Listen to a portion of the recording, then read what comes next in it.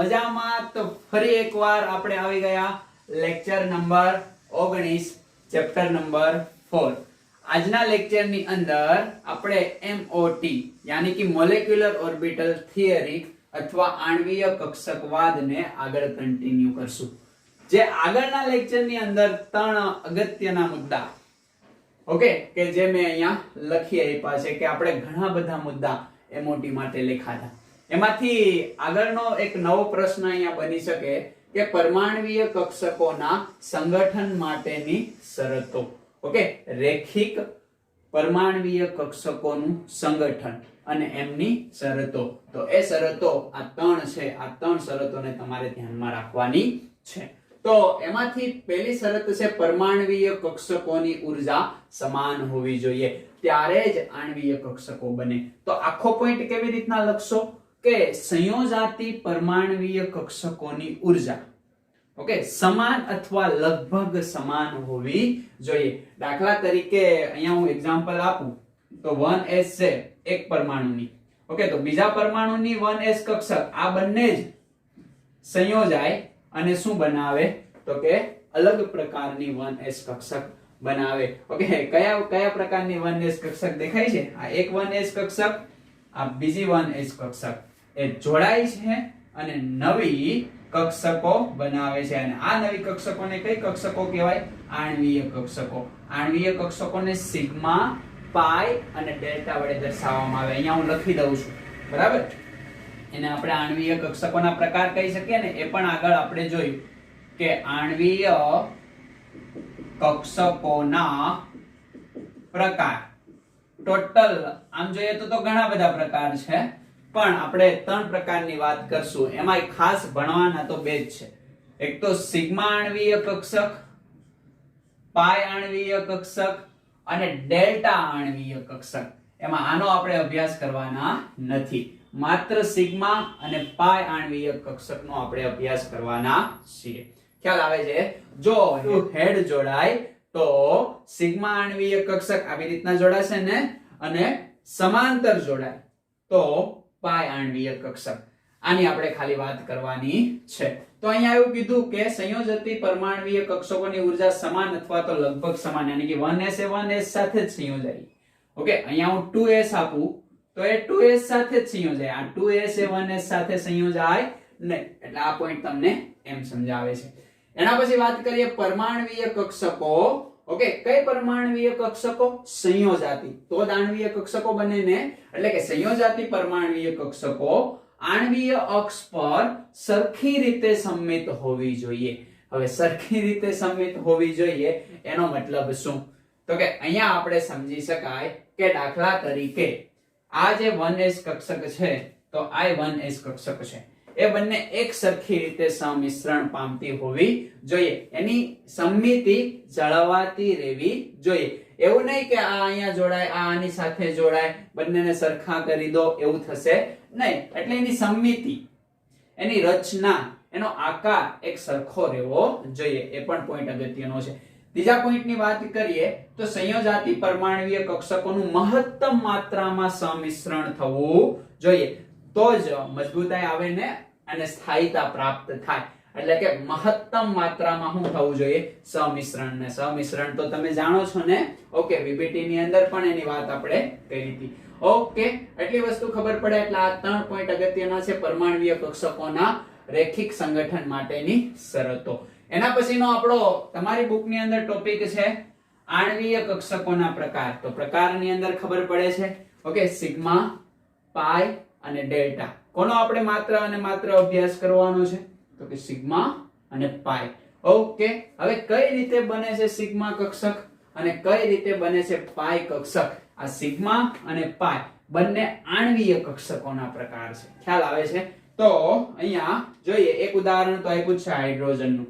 Okay, કે હાઇડ્રોજનની અંદર બે હાઇડ્રોજનના પરમાણુ જોડાઈને હાઇડ્રોજનનો અણુ બનાવે. એટલે બે પરમાણ્વીય કક્ષકો સંયોજાઈને બે આણ્વીય કક્ષકોનું નિર્માણ કરે.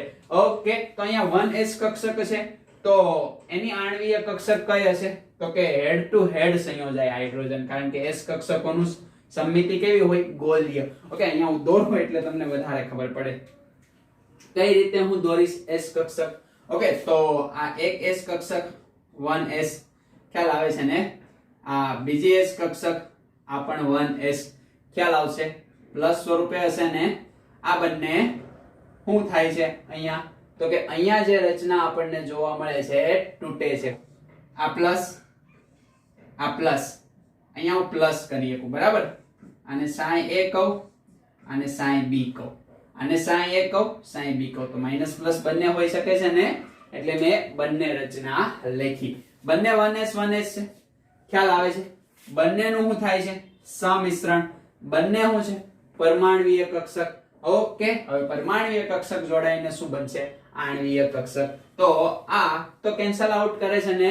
ઓકે, હવે કેન્સલ આઉટ કરે છે એનો મતલબ શું? તો કે એની આકૃતિ આપણે આવી રીતે થશે, એટલે એક આ બાજુ અને એક આ બાજુ, વચ્ચે એક સમતલ જોવા મળશે કે જ્યાં કોઈ કક્ષક હશે નહીં, અને જ્યાં કોઈ કક્ષક હોય નહીં ત્યાં કોઈ પણ પ્રકારના ઇલેક્ટ્રોન રહેશે નહીં, અને ત્યાં કોઈ પણ પ્રકારના ઇલેક્ટ્રોન નહીં રહે એટલે આને કહેવામાં આવે, યાદ રાખજો, નોડલ પ્લેન, યાની કે નોડલ સમતલ, કે જ્યાં ઇલેક્ટ્રોન હોતા નથી. ઇલેક્ટ્રોન હોવાની સંભાવના 0, આવું તમે કહી શકો. અને આ કક્ષકો હશે ત્યાં ઇલેક્ટ્રોન હોય છે. ખ્યાલ આવે છે? આ બંને તો જોડાય છે. ઓકે, અહીંયા શું થયું? તો કે વિભાજન થયું. અહીંયા શું થયું? તો કે સર્જનાત્મક અથવા તો રચનાત્મક વિવર્તન થતું જોવા મળ્યું. પ્લસ છે ને, એટલે આ બંને જોડાઈ ગયા એટલે એક મોટો લોબ બની ગયો. ખ્યાલ આવે છે ને? આ રીતે મોટો લોબ થતો જોવા મળશે. આમાં એક પણ પ્રકારનું નોડલ પ્લેન નથી. અહીંયા નોડલ પ્લેન કેટલા છે? તો કે એક છે, અહીંયા એકે છે નહીં. આ રીતે બે પરમાણ્વીય કક્ષકો જોડાઈને આણ્વીય કક્ષકો બનાવે છે. ખ્યાલ આવે છે? એમાં આ જે પ્લસ વાળી આણ્વીય કક્ષક છે એને આપણે સિગ્મા વડે દર્શાવશું, અને આ માઈનસ વાળી છે એને આપણે સિગ્મા સ્ટાર વડે દર્શાવશું. આગળ શું આવશે? તો કે આ 1s, તો આગળ 1s. ઓકે, અહીંયા પણ શું આવશે? 1s. ખ્યાલ આવે છે? તો 1s સિગ્મા સ્ટાર, નીચે શું આવશે? 1s sigma. ઉપરની કક્ષકોની ઉર્જા વધારે હશે, દેખાય છે, એને બંધ પ્રતિકારક કહેવાય. નીચેની કક્ષકોની ઉર્જા ઓછી છે, એને બંધ કારક આણ્વીય કક્ષક કહેવામાં આવે. અહીંયા લખીએ કાઈ ને 1s, અહીંયા પણ લખીએ કાઈ ને 1s. સમજ પડે છે? તો બે પરમાણ્વીય કક્ષકો મળીને બે આણ્વીય કક્ષકો બનાવી દે. ખ્યાલ આવે છે? સમજ પડે છે? આ વાત થઈ 1s ની. હવે 2s ની વાત કરવી હોય તો as it is ભાઈ, અહીંયા હું શું કરી દઉં? તો કે 2 કરી દઉં. અહીંયા હું કરી દઉં 2. તો 2s માં આવું જોવા મળે. તો અહીંયા શું થાય? 2. અહીંયા પણ શું થાય? 2. તો કે s કક્ષકનો આકાર ગોલીય હોય એટલે એક સરખી રચના જોવા મળે, બરાબર. હવે હાઇડ્રોજન હું અહીંયા પૂછી નાખું. ખ્યાલ આવે છે ને? અને અહીંથી પૂછી નાખું, અને અહીંથી પૂછી નાખું. ઓકે, તો અહીંયા શું આવશે ભાઈ? તો કે 2s. હવે ઇલેક્ટ્રોન આપણે આપતા નથી, એ પછીથી ગોઠવશું. I 2h. અહીંયા ઇલેક્ટ્રોન આપશું નહીં, અહીંયા પણ ઇલેક્ટ્રોન આપશું નહીં. રેડી? તો અહીંયા શું કરશું? 2s sigma. અહીંયા શું કરશું? 2s sigma star. તો ઉપરની ઉર્જા, યાની કે ઉપરની કક્ષકોની ઉર્જા વધારે, નીચેની કક્ષકોની ઉર્જા ઓછી. ખ્યાલ આવી જાય કે ન ખ્યાલ આવી જાય? આકૃતિ as it is રહેશે. હવે મારે જવું છે ક્યાં?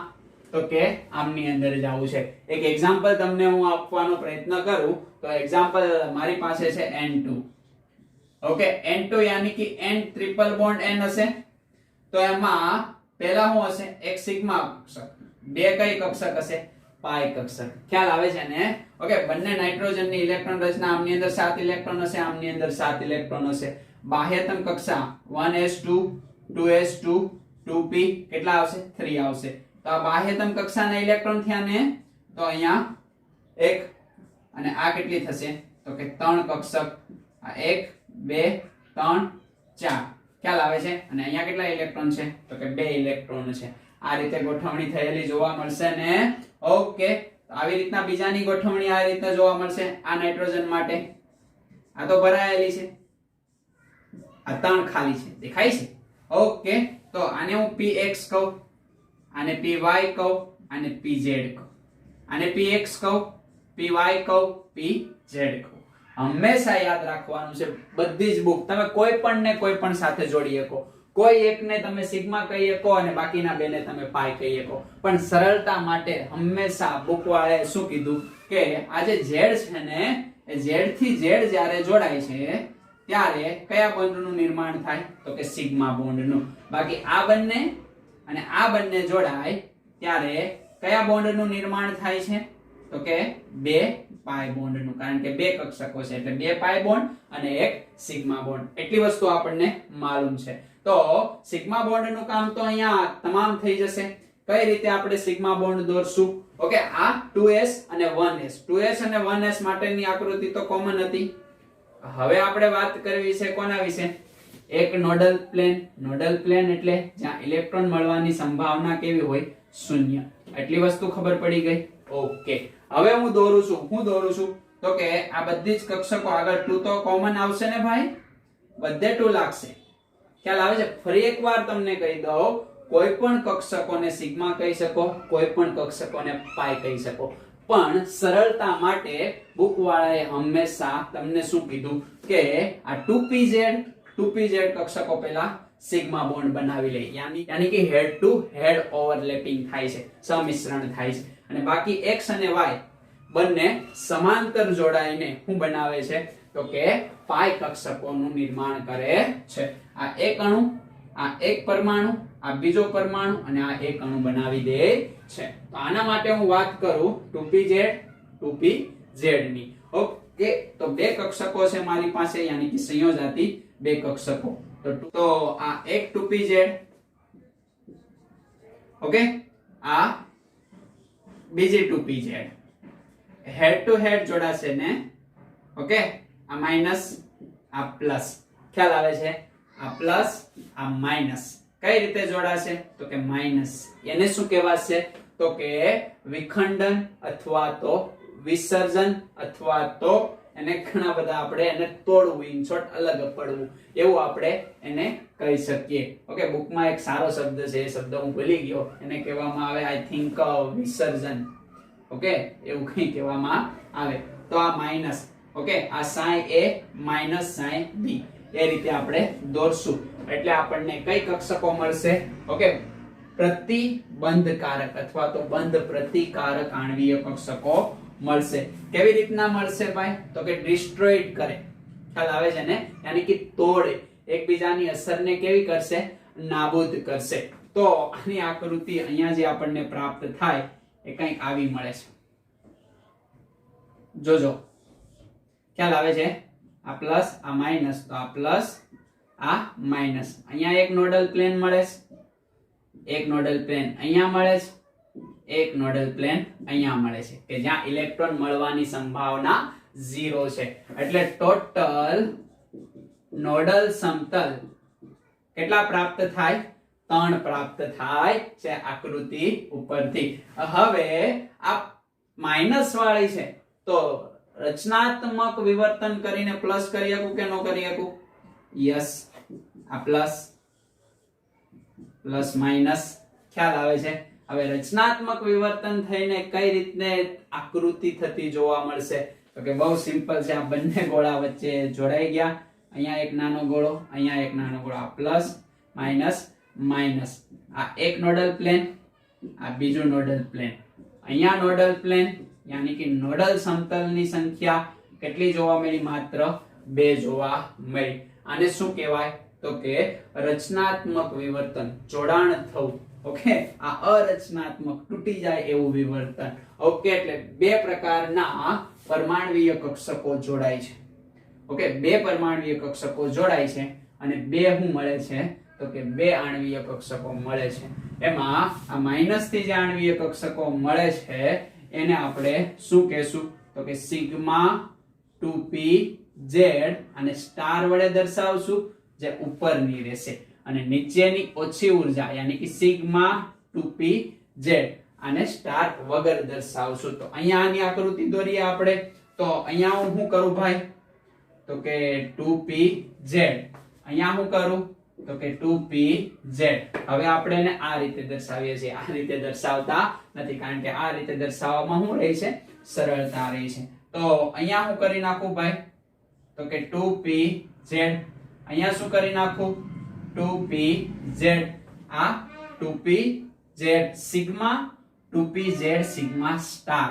અને સિગ્મા સ્ટાર ને કઈ કહેવાય અને ખાલી સિગ્મા ને કઈ કહેવાય એ ખબર પડી ગઈ તમને. આ રીતે નિર્માણ થતું જોવા મળે. હવે મારે તમને સમજાવવું છે પાય આણ્વીય કક્ષક. તો પાય આણ્વીય કક્ષક એ કઈ હશે તો કે 2px અથવા 2py. એ બંને સમાન હશે અને સમાંતર હશે. આ અક્ષને સમાંતર છે, ખ્યાલ આવે. આને લંબ હશે ને કઈ કક્ષક તો px અથવા py એકબીજાને લંબ હશે અને એક સરખી ગોઠવણી આપણને એમની અંદર જોવા મળશે. ઓકે, જોઈએ આને પૂછી નાખું. યસ, આ નોડલ પ્લેન ની અંદર ખબર પડે છે ને. Very good. નોડલ પ્લેન એટલે ફરી એકવાર યાદ દેવરાવી દઉં કે જ્યાં ઇલેક્ટ્રોન મળવાની સંભાવના 0 છે. ઇલેક્ટ્રોન કક્ષકોમાં મળશે એની સંભાવના હોય છે મળવાની, પણ નોડલ પ્લેન યાની કે ત્યાં તો કંઈ છે જ નહીં, એને આપણે નોડલ પ્લેન કીધું. હવે આ બંનેની કોમન રચના જોવા મળશે. કોઈ એકને હું સમજાવી દઉં. 2px લઉં છું, બરાબર. 2px ને આપણે કઈ રીતે દોરશું તો કે આ રીતે દોરશું. આ 2px, આ 2px. સમજ પડે છે. અક્ષ આમ હશે તો અક્ષને લંબ હશે, ખ્યાલ આવે છે ને. અને આ પ્રકારનું યાની કે એકબીજાને સમાંતર જોડાણ થશે અને સમાંતર જોડાણથી જ પાય બોન્ડનું નિર્માણ થાય. બસ એના જેવું જ છે. તો આ પ્લસ, આ minus, plus minus 2px 2px. અહીંયા y પણ લઈએ, બંનેની સમાન રચના જોવા મળે, બરાબર. પણ z કેવું હતું તો કે અક્ષ ટુ અક્ષ એ સિગ્મા બનાવતું. જો અહીંયા z માટે લખેલું છે. પણ પહેલા આપણે ડિસ્ટ્રોઇટ કરીએ. ઓકે, યાની કે એકબીજાને કટ કરીએ અને ત્યારે થતી રચના આપણને કેવા પ્રકારની જોવા મળે તો કે આવી રીતના સરસ મજાના લોબ જોવા મળશે અને એ લોબ આવા હશે, ખ્યાલ આવે છે. આ પ્લસ, આ પ્લસ, આ માઈનસ, આ માઈનસ. ઓકે, કેટલા નોડલ પ્લેન જોવા મળે છે તો એક તો આ એક અને એક આ બીજું. એટલે અહીંયા નોડલ સમતલની સંખ્યા કેટલી જોવા મળે છે તો કે 2 મળે છે. આ રીતના રચના જોવા મળે છે. આ જે શું બની તો કે એક પરમાણ્વીય કક્ષક અને એની ઉર્જા અહીંયા ડિસ્ટ્રોઇટ થાય છે, તૂટે છે. તો આની ઉપર હશે યાની કે બંધ પ્રતિકારક આણ્વીય કક્ષક. તો એને દર્શાવવી હોય તો કઈ છે તો કે 2px તો છે જ, પણ આગળ એકબીજાને સમાંતર જોડાય છે ને, સમાંતર ઓવરલેપિંગ. એટલે અહીંયા પાય આવશે, વધારે ઉર્જા ધરાવે છે એટલે આપણે શું કરશું પાય સ્ટાર વડે દર્શાવશું. સમજ પડે છે. સેમ રચના હું કરીશ પ્લસ માઈનસ, પ્લસ માઈનસ. અહીંયા પ્લસ કરું યાની કે રચનાત્મક વિવર્તન થશે એટલે કે 2px 2py. ઓકે, અહીંયા y તો ની x ની x સાથે જોડાય ને. યસ, y સાથે જોડાશે નહીં. હવે શું થશે તો કે આ બંને એકબીજામાં મિશ્રિત થશે. હવે મિશ્રિત થશે એટલે આવી રીતના બે લોબ મળશે, એક ઉપર તરફ લોબ, એક નીચે તરફ લોબ. આ પ્લસ, આ માઈનસ. માત્ર નોડલ સમતલ કેટલા જોવા મળે છે ભાઈ? વચ્ચે એક જ જોવા મળે છે જ્યાં ઇલેક્ટ્રોન મળવાની સંભાવના 0 છે. ઓકે, આનું નામ શું આપવામાં આવે તો આના કરતા આની ઉર્જા કેવી હશે? ઓછી હશે. એટલે કે ખાલી પાઈ 2px. આને કહેવાય બંધકારક હું આણ્વીય કક્ષક. હવે આ બંનેને આપણે આ સ્વરૂપે દર્શાવતા નથી. કયા સ્વરૂપે દર્શાવીએ છીએ? આ સ્વરૂપે દર્શાવીએ છીએ. હવે આ સ્વરૂપે આપણે દર્શાવીએ છીએ તો અહીંયા આપણે શું કરવાનું છે ભાઈ તો કે જ્યાં જ્યાં મને y દેખાય છે ત્યાં હું કરી દઉં x. ઓકે, જ્યાં જ્યાં મને y દેખાય છે ત્યાં હું કરી દઉં x કરી દઉં અને અહીંયા પાઈ લખવો પડશે. યસ, અહીંયા શું કરવું પડશે તો કે x અને પાઈ સ્ટાર. ખ્યાલ આવે છે તમને? ઓકે, પાઈ ને પાછળ પણ લખી શકાય, આગળ પણ લખી શકાય. એ આપણી રીતે આપણે જેમ લખવું હોય એમ. સમજ પડશે? આગળ પણ તમે લખી શકો અને પાછળ પણ તમે લખી શકો. અહીંયા પણ હું કરશું ભાઈ x કરી દેશું અને આ રીતે પાઈ આણ્વીય કક્ષકનું નિર્માણ થાય છે. સમજ પડી જાય? ઓકે. હવે મારે કોના માટે y માટે દર્શાવવું છે તો સેમ આકૃતિ. અહીંયા y, અહીંયા y. તો અહીંયા શું થશે ભાઈ? y, અહીંયા y. મજા આવે છે. અહીંયા y, ખ્યાલ આવે છે? અહીંયા શું થશે ભાઈ? y, અહીંયા તો કે y જ છે. Yes, y. અન્ડરસ્ટેન્ડ? તો અહીંયા તમે જ્યાં જ્યાં x દેખાય છે ત્યાં y કરો. પાઈ સ્ટાર ને આગળ પણ લખી શકો અને પાછળ પણ લખી શકો. જનરલી આપણે આગળ લખતા આવ્યા છીએ તો આગળ લખવું. સમજ પડી જાય કે ના સમજ પડી જાય? એક્ઝેક્ટલી સમજ પડી જાય. ઓકે. તો બે પરમાણ્વીય કક્ષકો સંયોજાઈને બે આણ્વીય કક્ષકોનું નિર્માણ કરે છે. આપણે જોઈએ સિગ્મા અને પાઈ. આપણે ડેલ્ટા જોશું નહીં, એનો આપણે કઈ ઉપયોગ છે પણ નહીં. એટલી વસ્તુ ખબર પડી જાય કે ના ખબર પડી જાય? એક્ઝેક્ટલી પડી જાય. જોઈ જાવજો.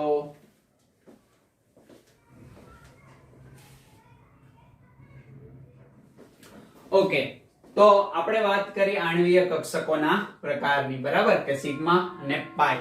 સિગ્મામાં બે બંધકારક અને બંધ પ્રતિકારક. પાઈમાં બંધકારક અને બંધ પ્રતિકારક. આ અક્ષને સમાંતર હશે, આ અક્ષને લંબ હશે, પણ હા એકબીજાને સમાંતર હશે અને આ હેડ ટુ હેડ ઓવરલેપિંગ થશે. અન્ડરસ્ટેન્ડ?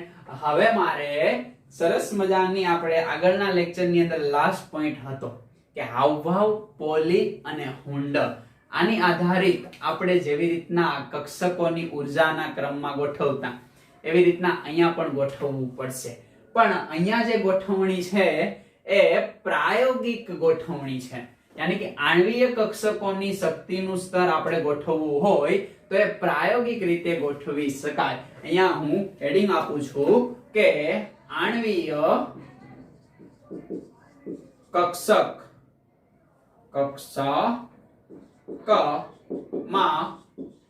ઉર્જાનો ક્રમ.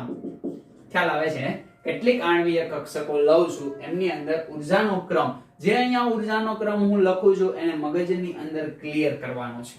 ખ્યાલ આવે છે? તો જ આપણે આગળના લેક્ચરની અંદર જઈ શકાશે. બાકી જઈ શકાશે નહીં. બાકી આગળના લેક્ચરનો કોઈ મતલબ છે નહીં. તો આ આણ્વીય કક્ષકમાં ઉર્જાનો ક્રમ આપણે કઈ રીતે આપીએ તો કે વર્ણનાત્મક વિવર્તન. ઓકે. કેટલાક સ્પેક્ટ્રોસ્કોપિક પદ્ધતિનો આપણે ઉપયોગ કરીએ.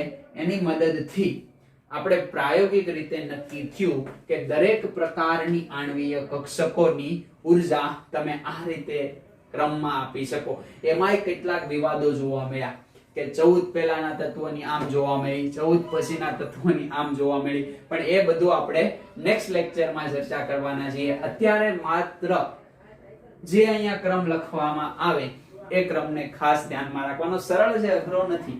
ઓકે. 1s કક્ષક પહેલા આવે કે ના આવે? આવે. તો આ 1s કક્ષકની અંદર માત્ર સિગ્મા બોન્ડ જ બનવાનો છે ને, એટલે કે સિગ્મા 1s. બરાબર. હવે સિગ્મા 1s કરતા સિગ્મા સ્ટાર 1s ની ઉર્જા કેવી હોય? વધારે હોય. એ તો આપણને માલુમ જ છે. હવે 1s પછી શું આવશે? 2s આવશે. ઓકે. 2h. હવે આ જે 2h છે એમની અંદર એ કઈ કક્ષક હશે? આણ્વીય સિગ્મા કક્ષક હશે. એટલે કે સિગ્મા 2h. હવે આ છે બંધકારક. આના કરતા વધારે ઉર્જા કોણ ધરાવે? તો કે સિગ્મા સ્ટાર 2s, યાની કે બંધ પ્રતિકારક. તો આ આમ આવશે. હવે આ 1s છે એના કરતા તો 2s વધારે. આગળના ચેપ્ટર ભણ્યા છો ને? યસ. ઓકે. આ આવશે. એટલી વસ્તુ ખબર પડી ગઈ? ખ્યાલ આવે છે? હવે ખાસ અગત્યનું છે. હવે જે આવવાનું છે એ p કક્ષકની અંદર ઉર્જા ભરાવાની આવશે. યાની કે 2s થઈ ગયો. હવે 2p આવશે અને 2px છે, 2py છે અને 2pz છે. એમની અંદર એ બંધકારક છે અને બંધ પ્રતિકારક છે. તો હવે પછીની ઉર્જા આવશે કોની? તો કે પાઈ ની આવશે. અને પછી પહેલાની ઉર્જા તો વધારે હશે. એમાં ઘણી વાર આમ તેમ થશે. એ નેક્સ્ટ લેક્ચરમાં આપણે જોવાના છે. એટલે સુધી ખબર પડે છે? યસ. પછી 2px અને 2px ની ઉર્જા 2py બરાબર જ થશે ને? બંને એક સરખી રચના ધરાવે. હમણાં જ આપણે આકૃતિ જોઈ હતી. ખ્યાલ આવે છે? એટલે આની આગળ આપણે પાઈ લગાડવું પડે. તો આની આગળ આપણે શું લગાડવું પડે? પાઈ લગાડવું પડે. એટલે આ બંનેની ઉર્જા કરીબ કરીબ કેવી જોવા મળે છે? સરખી જોવા મળે છે. એના કરતા વધારે કોની આવશે? તો કે વધ્યું કોણ? તો કે 2pxy આવી ગયા અને z. તો z ની આગળ તો સિગ્મા લાગે ને, અન્ડરસ્ટેન્ડ? કારણ કે સિગ્મા આણ્વીય કક્ષક બનાવે, px અને py એ પાય આણ્વીય કક્ષક બનાવે. હવે તો કે આ થઈ કોની વાત? તો કે p કક્ષકોની બંધકારક આણ્વીય કક્ષકો. હવે બંધ પ્રતિકારક આણ્વીય કક્ષકોની અંદર એજ ઇટ ઇઝ આવે, ખાલી ઉપર શું લગાડવાનું છે? તો કે સ્ટાર લગાડી દેવાનો છે, બરાબર?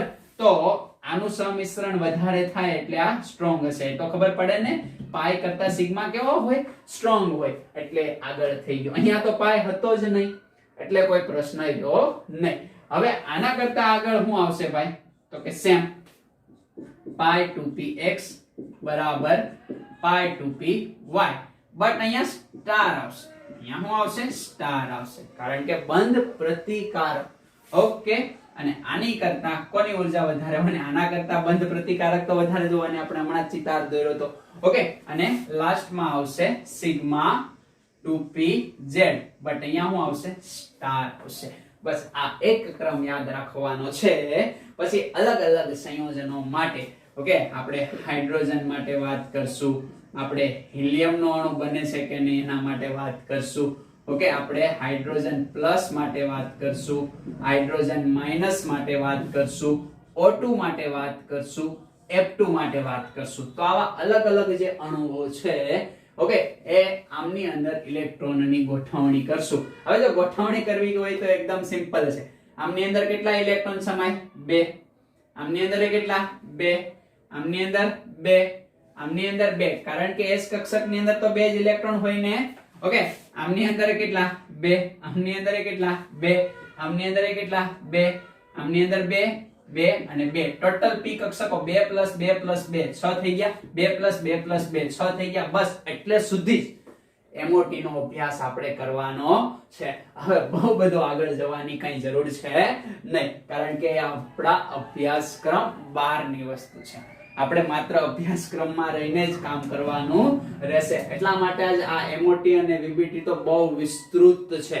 જ્યાં સુધી કેમિસ્ટ્રી સાથે કામ ના કરવાનું થાય ત્યાં સુધી આ નથી આવતું, બાકી તો આવે જ છે. ઓકે, એટલે આગળ કોલેજ લેવલે પણ VBT અને MOT આગળ થતું જશે, પણ એટલે સુધી ઠીક છે. ઓકે, આ MOT યાની કે મોલેક્યુલર ઓર્બિટલ થિયરી એ આપણને બંધ ક્રમાંક વિશે માહિતી આપે, નોડલ સમતલ વિશે માહિતી આપે, અણુ સ્થાયી છે કે નહીં, આમાંથી કયા અણુ બનશે, અને બંધ ક્રમાંક પૂર્ણાંક પણ હોય અને અપૂર્ણાંક પણ હોય એવું આપણને આ બધું જ શીખવાડે છે. ઓકે, તો આ એક પોઈન્ટ ને તમે નોંધ કરી લો, ઝડપથી કરી લો. જો